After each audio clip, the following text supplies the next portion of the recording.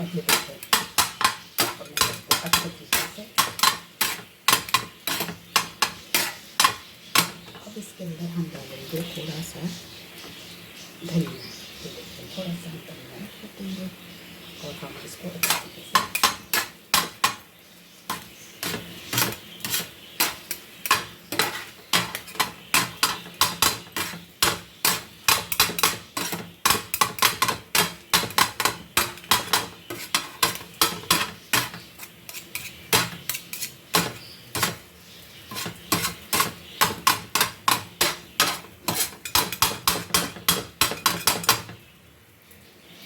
तो अब ये है मेरे पास मक्खन। अब